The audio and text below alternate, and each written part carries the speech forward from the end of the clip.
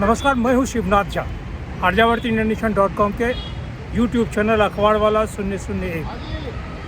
मैं अभी कल के राष्ट्रीय नेशनल स्टेडियम, नई दिल्ली के नेशनल स्टेडियम, और बाद में जब उसका नामकरण फिल हुआ तो मेजर ध्यानचंद के नाम से इस स्टेडियम को अलंकृत किया गया। इसलिए यह कहेंगे कि मेजर ध्यानचंद के नाम से अलंकृत राष्ट्रीय स्टेडियम के सामने खड़ा हूँ।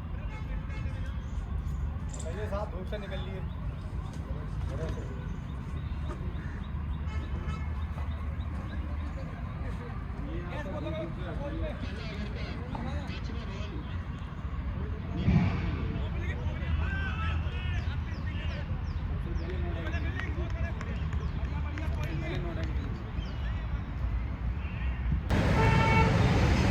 अब बिहार में जितने खिलाड़ी लोग हैं, उन खिलाड़ियों में सभी का भाग्य तो श्रेयसी सिंह ऐसा नहीं हो सकता है। श्रेयसी सिंह अगर कांस्य जीती, रजत जीती, स्वर्ण नहीं जीती है। अगर कांस्य और रजत जीतने के बाद, वो भी एशियन गेम में या एक दूसरा जो गेम हुआ था कॉमनवेल्थ गेम में, अगर कांस्य और रजत जीतने के बाद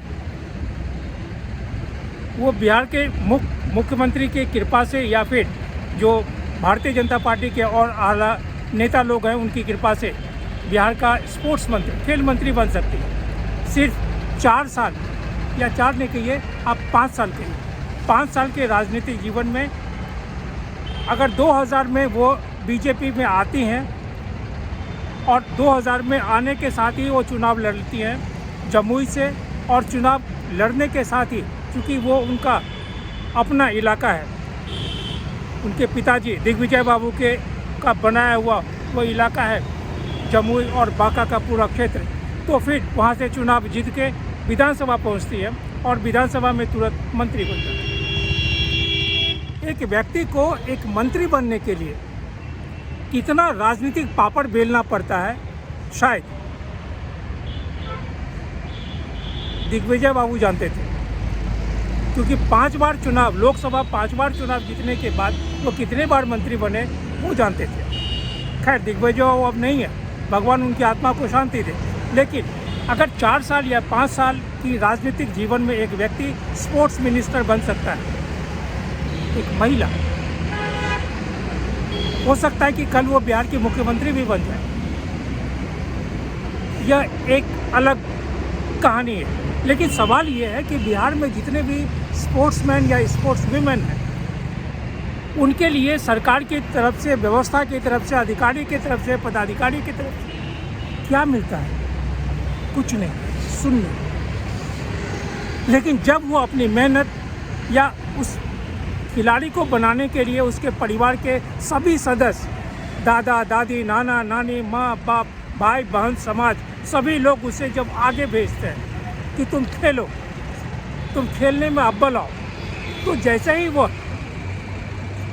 आगे बढ़ के अपना अच्छा प्रदर्शन दिया, सभी लोग बिहारी है, बिहारी है, बिहारी है, मंत्री से लेके और मुख्यमंत्री तक, अधिकारी से लेके पदाधिकारी तक, सभी अपना अपना झंडा उठाने लगते हैं कि बिहार से है।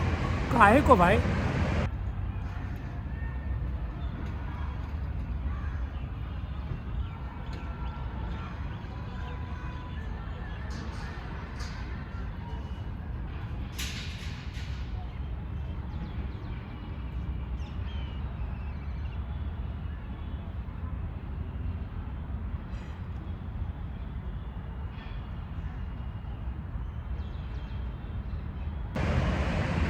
बिहार में आप पूरे बिहार की बात छोड़ दीजिए, पटना में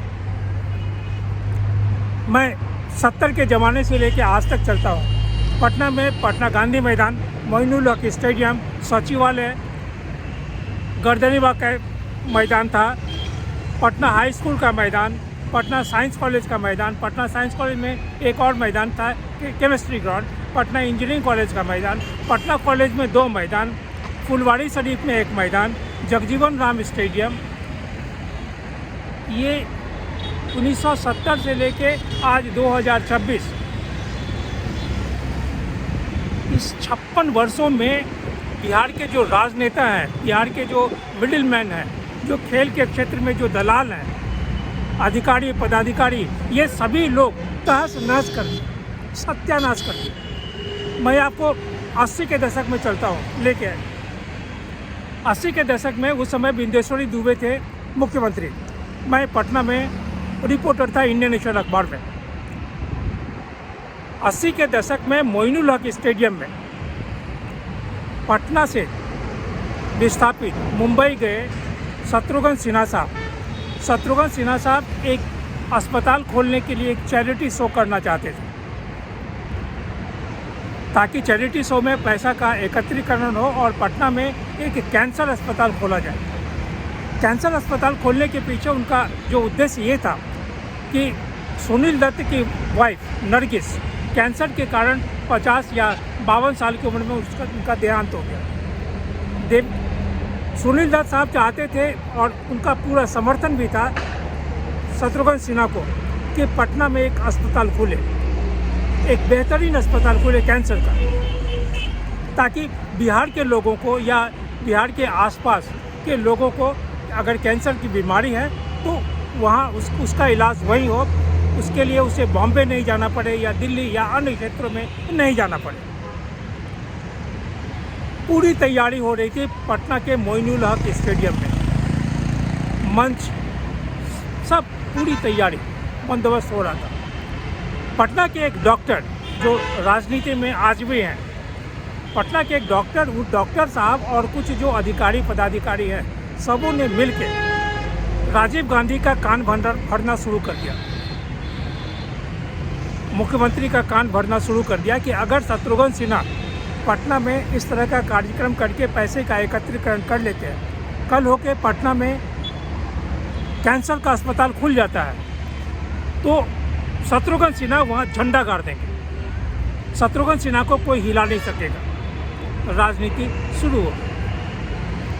4 दिन पहले यह कार्यक्रम को दिल्ली और पटना के राजनीतिक गलियारे में जो लोग बैठे हुए थे, उन तमाम लोगों ने मिलकर उस कार्यक्रम को रफा दफा कर दिया। यानी चैरिटी शो नहीं होगा, यानी पैसे का एकत्रीकरण नहीं होगा, यानी कैंसर अस्पताल बनने का जो स्वप्न है वो स्वप्न समाप्त।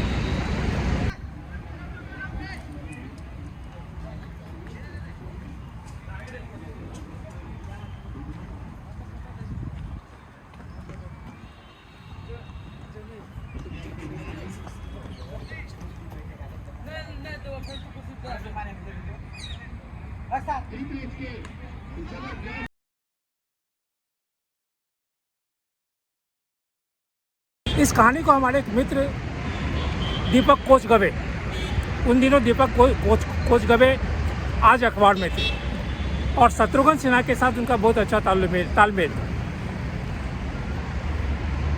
शत्रुघ्न सिन्हा के घर गए, पूछे क्या हुआ, तो शत्रुघ्न सिन्हा प्यासा फिल्म का जो एक गीत है उस गीत को गुनगुनाने लगे। उफ न करेंगे, लब सी लेंगे, आंसू पी लेंगे, और बोले कि अब नहीं हो पाएगा।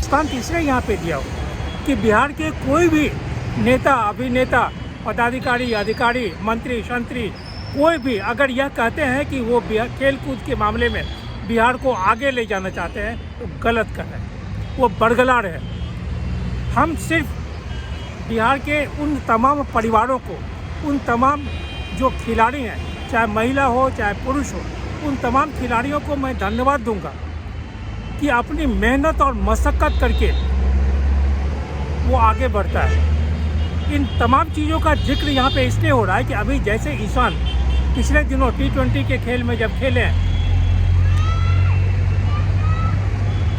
उस खेल में प्रदर्शन के बाद वो हीरो हो गए। सारे लोग बिहारी बिहारी बिहारी हो गए। इससे पहले सूर्यवंशी जब खेले तो पूरा बिहारी, समस्तीपुर से लेकर दिल्ली और चारों तरफ बिहारी है बिहारी है बिहारी है। सभी लोग अपना मंत्री शंत्री सभी अपना अपना क्रेडिट लेने लगे, कंधा पे उसे बैठाने लगे। लेकिन अगर अपने दिल पे कलेजे पे हाथ रख के पूछेंगे मुख्यमंत्री से लेके खेल मंत्रालय के तमाम लोग कि इन लोगों ने बिहार के किसी भी खिलाड़ी के लिए क्या किया, तो आकलन उन्हें अपने आप शून्य मिलेगा। इन खिलाड़ियों को खेलने के लिए जो मैदान होना चाहिए, खाने पीने की बात छोड़ दीजिए, उसे कितना खाना पौष्टिक खाना मिलना चाहिए इसकी भी बात छोड़ दीजिए, उसे कौन सा वस्त्र पहनना चाहिए छोड़ दीजिए, उसके पैर में जूते हैं या नहीं है इसे भी छोड़ दीजिए, खेलने के लिए बैट है या नहीं है इसे भी छोड़ दीजिए, बॉल है या नहीं है इसे भी छोड़ दीजिए। लेकिन जहाँ खेलेगा, जहाँ दौड़ेगा, वो मैदान है या नहीं, इसकी भी जो व्यवस्था है वो नहीं कर पाए। मोइनुल हक स्टेडियम को 70 के ज़माने 1954 में मोइनुल हक स्टेडियम बना। मोइनुल हक जो बड़े खिलाड़ी थे उनको भगवान या तत्कालीन जो राजनीतिक गलियारे में लोग थे उन लोगों को सद्बुद्धि दे तो उनके नाम से ये स्टेडियम बन गया, नहीं तो आज किसी राजनेता के नाम से स्टेडियम हो जाता। इस बात से आप डिनाई नहीं कर सकते हैं कि आने वाले दिन में हो सकता है कि ध्यानचंद के नाम से ही जो स्टेडियम है, ये स्टेडियम का नाम किसी राजनेता के नाम से हो जाए। आप कुछ भी हो सकता है। तो मोइनुल हक स्टेडियम की स्थिति या पटना में अन्य जितने भी खेल के मैदान हैं उसकी स्थिति वैसा ही है जैसे पटना के 7 मूर्ति के सामने में जो 7 छात्र सन 11 अगस्त 1942 को गोली के शिकार हुए, उनके जो आज का घर है उस घर पे बिहार के लोग गोबर पाथते हैं। आपको विश्वास नहीं तो आगे देखिएगा। ये मानसिकता की बात है।